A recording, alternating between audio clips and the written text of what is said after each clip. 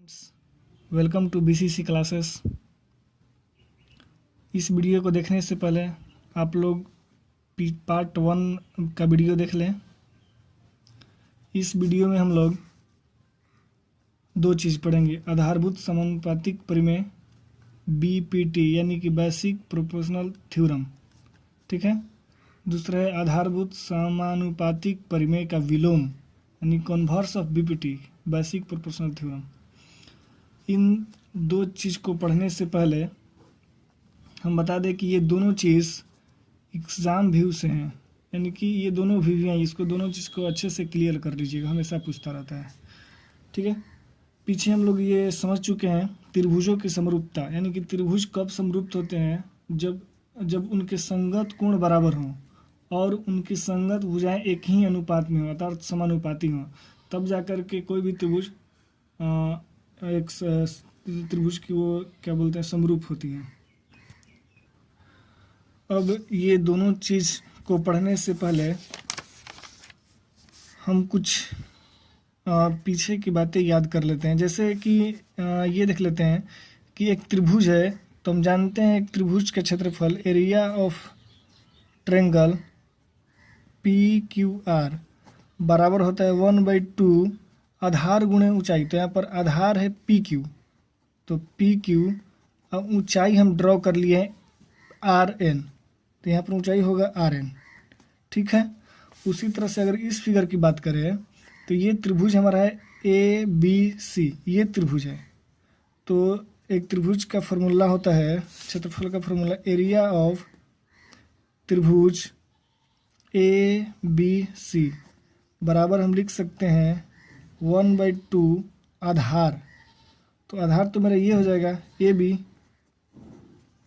लेकिन इसकी अगर इस त्रिभुज की हम ऊंचाई देखें तो ये ऊंचाई होगा CM। उसी तरह से अगर ये देखें हम पिछले 9th क्लास में हम लोग पढ़ चुके हैं एक चीज़ की, अगर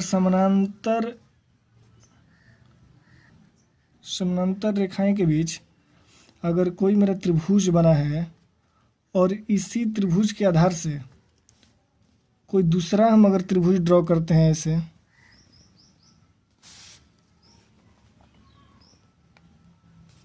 यहाँ पर ABC है तो इसको D नाम दे देते हैं। तो एरिया ऑफ त्रिभुज ABC बराबर होगा एरिया ऑफ त्रिभुज ABD।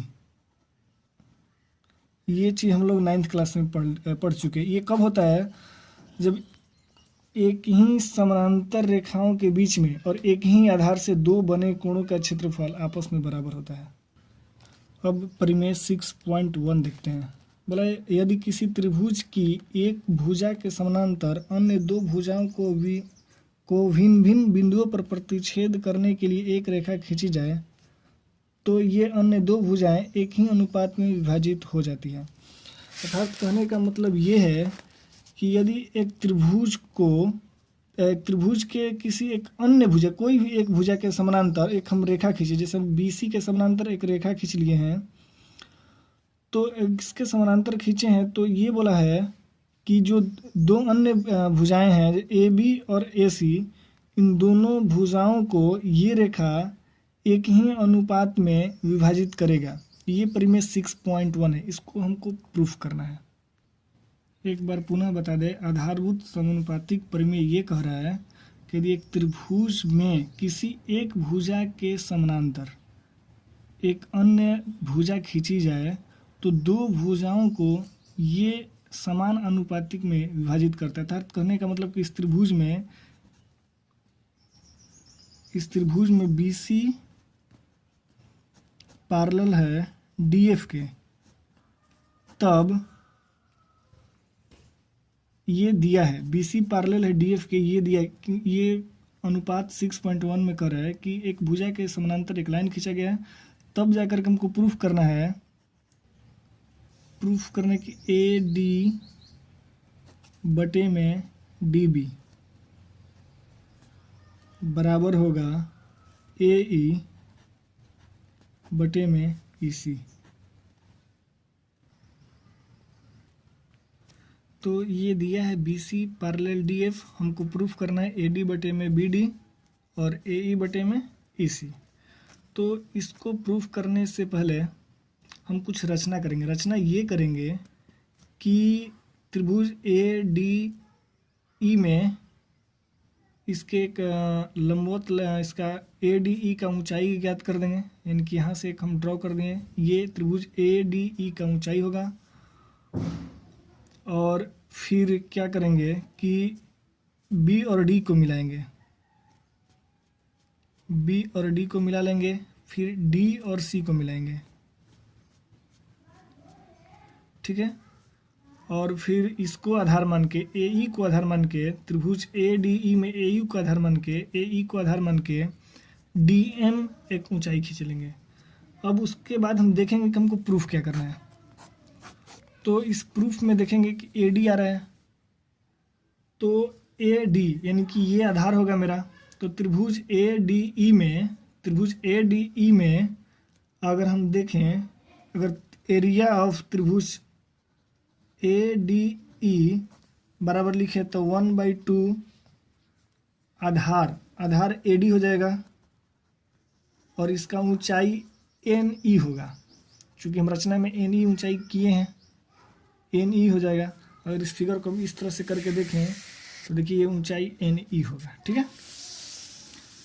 फिर उसी तरह से अगर हम इसको बी डी को आधार माने तो एरिया ऑफ त्रिभुज बी डी ई में, बी डी ई में देखें तो ये 1/2 आधार बी डी होगा, बी डी या डी भी कुछ भी लिख सकते हैं, और ऊंचाई एन ई हो जाएगा। फिर इसको हम समीकरण फर्स्ट मान लेते हैं, इसको सेकेंड। समीकरण फर्स्ट में सेकेंड से भाग करें, हम समय बचाने के लिए यहीं पर कर दे रहे हैं। तो ये 1/2 कटेगा, एन ई और एन ई कटेगा, तो बचेगा हमारा ए डी बटे में डी बी। इसको समीकरण थर्ड मान लीजिए। अब एक चीज़ आ गया, ए डी बटे में डी बी, हमको यही प्रूफ एक करना था, ए डी बटे में डी बी आ गया। अब हमको दूसरा लाना है ए ई बटे में ई सी, तो ए ई बटे में ई सी ये लाना है। तो उसी तरह से जिस तरह से ये किए हैं उसी तरह से अगर ए ई को हम आधार मान लें तो त्रिभुज ए डी ई में एरिया निकाल लेते हैं, एरिया त्रिभुज ए डी ई में वही फॉर्मूला 1/2 आधार, अब यहाँ पर ए ई हो जाएगा, ए ई ऊंचाई हमारा डी एम हो जाएगा। फिर इसको आधार मान लें त्रिभुज सी ई डी में, सी ई डी में, इस त्रिभुज में, तो इसका क्षेत्रफल निकाले, एरिया ऑफ त्रिभुज सी ई डी, सी ई डी फॉर्मूला वहीं 1/2। अब यहाँ पर आधार ई सी हो जाएगा और ऊंचाई अब यहाँ पर हमारा डी एम हो जाएगा, ठीक है। अब वहीं इसको फिर अब फोर्थ मान लीजिए समीकरण और इसको फिफ्थ मान लीजिए। तो फिर अगर इन दोनों समीकरण को कटाएं, भाग दे एक दूसरे से, तो ये 1/2 कटेगा, डीएम से डीएम कटेगा, तो यहाँ पर बचेगा ए ई बटे में ई सी। इसको हम समीकरण कर लेते हैं 6, ठीक है। अब हमें समीकरण थर्ड ए डी बटे में डी बी को और समीकरण 6 ए ई बटे में ई सी को दोनों को बराबर करना है। यही हम, तो यहाँ पर हम देख रहे हैं कि ये एरिया त्रिभुज ए डी ई यहाँ पर भी है और यहाँ पर भी है त्रिभुज ए डी, यानी कि ए डी बराबर हम ई सी कर सकते हैं यहाँ से। लेकिन नीचे देखें तो एरिया त्रिभुज डी बी डी ई है और यहाँ पर CED है। तो फिगर में एक बार देखें हम, BDE यानी कि ये वाला फिगर है, और दूसरा है CED यानी कि ये वाला फिगर है। तो ये दोनों त्रिभुज को हम देखें तो ये दोनों त्रिभुज एक ही समानांतर रेखा और एक ही आधार, ये DE यहाँ पर दोनों का एक ही आधार है, एक ही आधार से बने ये दोनों त्रिभुज हैं। तो हम अभी बताए हैं यहाँ पर कि अगर एक ही आधार पे, यहाँ पर एक ही आधार और एक ही समानांतर रेखा के बीच में अगर त्रिभुज बन रही है तो दोनों का क्षेत्रफल आपस में बराबर होता है। तो यहाँ से ये दोनों का क्षेत्रफल क्या होगा, आपस में बराबर होगा। तब जाकर के हम लिख सकते हैं AD बटे में DB बराबर AD बटे में DB बराबर AE बटे में EC। अब हम समय बचाने के लिए फिर से आधारभूत समानुपातिक प्रमेय को एक जगह नोट्स में करके लिख लिया है। फिर से एक बार समझ लेते हैं इस चीज़ को। देखिए त्रिभुज में, ये ABC त्रिभुज में दिया है कि DE parallel BC, DE parallel BC, ठीक है। हमको प्रूफ करना है AB बटे में DB बराबर AE बटे में EC, AB बटे में DE AD बटे में DB AE बटे में EC, ठीक है। अब देखिए हम रचना क्या किए हैं, B और E को मिलाए हैं, B और E को मिलाए हैं, फिर D और C को मिलाए हैं, ठीक है। फिर EN के परपेंडिकुलर AD खींचे हैं, EN जो है वो परपेंडिकुलर खींचे हैं AD के, और DM ये DM परपेंडिकुलर खींचे हैं AE के, ठीक है। ये रचना की है हमने। अब इसका प्रूफ देख लेते हैं।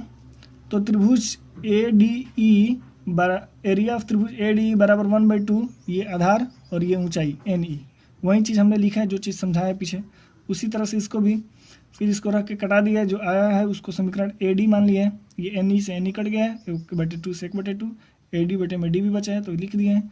फिर उसी तरह से ये फिर यहाँ पर AE बटे में CE बचा है। अब इन दोनों, जैसा कि हम पीछे बता रहे थे, BDE और यहाँ पर है CED, तो इन दोनों को हम बराबर कर दिए हैं। क्यों ये दोनों बराबर होगा, एक ही आधार व समानांतर के बीच बनी त्रिभुज हैं, ये भी चीज़ हमने बता दी है। तो समीकरण 1, 2 व 3 से हम लिख सकते हैं AD बटे में DB बराबर AE बटे में EC। प्रूफ्ड। आधारभूत समानुपातिक परिमेय का विलोम यानी कि कन्वर्स ऑफ BPT। इसमें पीछे वाला में ये दिया था कि BC पैरेलल था DF का, हमको प्रूफ करना था AD बटे में DB बराबर AE बटे में EC। लेकिन इसमें दिया है AD बटे में DB बराबर AE बटे में EC, और हमको तब प्रूफ करना है DE to proof that DE बटे में BC, DE पैरेलल BC। तो हमको ये प्रूफ करना है। तो हम मान लेंगे कि माना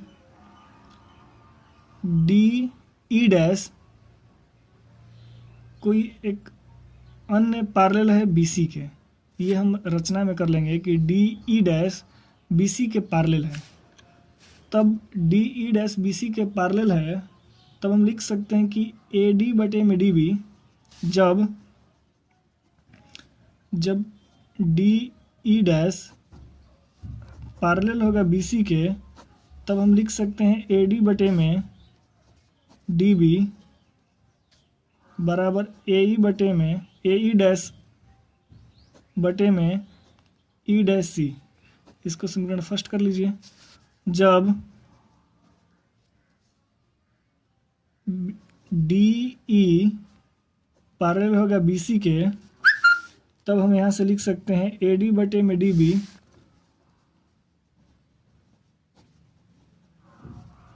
बराबर AE बटे में EC। इसको समीकरण सेकेंड कर लीजिए। अब देखिए यहाँ से AD बटे में DB बराबर है AE dash E dash C के, और AD बटे में DB बराबर है AE बटे में EC के। तो यहाँ से AD RHS बराबर है तो LHS भी बराबर होगा, यानी कि समीकरण फर्स्ट व सेकेंड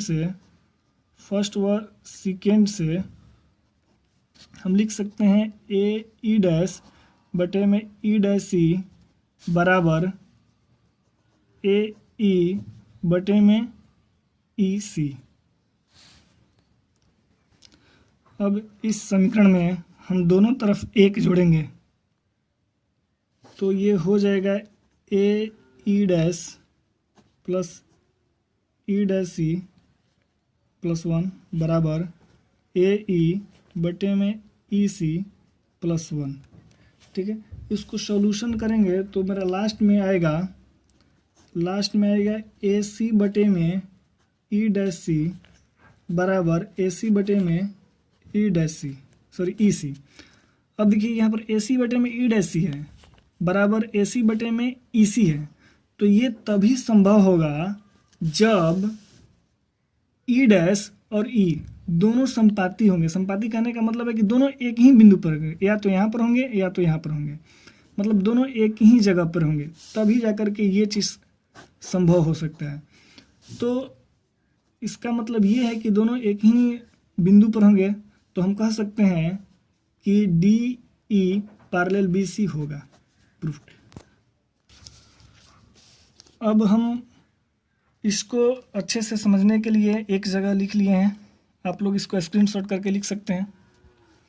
वही बातें हमने लिखी हैं। दिया है त्रिभुज ABC में DE AB तथा AC को इस प्रकार काटती है कि AD बटे में DB बराबर AE बटे में EC है। वही बातें हमने लिखी है। हमको अब इसमें सिद्ध करना है कि DE पैरेलल है BC के।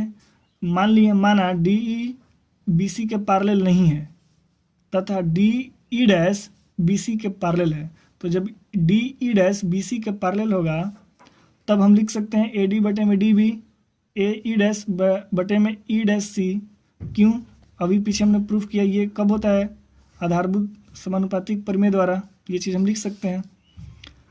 फिर दूसरा चीज़ हमको दिया है कि AD बटे में DB है और AE बटे में EC है, तो यहाँ से हम AD बटे में DB, तो ये LHS बराबर है तो RHS बराबर, तो यहाँ से हम लिख सकते हैं दोनों को बराबर। अब दोनों में एक जोड़ दिए हैं, एक जोड़ने पर हमको हल करने पर ये प्राप्त हुआ। हल देखिए किस तरह से किए हैं। यहाँ से बटे में कुछ नहीं तो 1 लिख सकते हैं। ई डैश सी प्लस 1 का एलसीएम निकालेंगे तो ई डैश सी होगा। इसमें भाग देंगे तो कट कर 1 आ जाएगा। 1 में इसमें गुणा करेंगे तो ये ए ई बटे में ई डैश। उसी तरह से 1 में इससे भाग करेंगे तो ई डैश सी होगा। ई डैश सी में 1 से गुणा करेंगे तो ई डैश सी होगा, ई डैश सी। उसी तरह से यहाँ पर भी किए हैं, ठीक है। तब ये आ गया मेरा। अब देखिए यहाँ पर एक चीज़ और देख लीजिए, A E dash C plus E dash C, यानी कि ए ई डैश सी और ई डैश सी को हम ए सी लिख सकते हैं, यानी कि यहाँ से यहाँ तक और यहाँ से यहाँ तक को हम ए सी भी डायरेक्ट लिख सकते हैं। वही बातें हमने यहाँ पर लिखी है और वही चीज़ यहाँ पर भी है, ए ई प्लस ई सी, यानी कि ए ई प्लस ई सी, यानी कि अब यहाँ से और यहाँ से यहाँ तक दोनों को हम ए सी लिख सकते हैं। तो ये चीज़ आ गई। अब ये चीज़ तभी संभव है जब ई और सी संपाती होंगे। वही बात हम लिख दें, परंतु यह तभी संभव है जब ई और ई डैश संपाती हो। अर्थात कहने का मतलब ये है कि डी ई और डी ई डैश संपाती रेखाएं हैं, अतः डी पैरेलल बी सी होगा, प्रूफ्ड।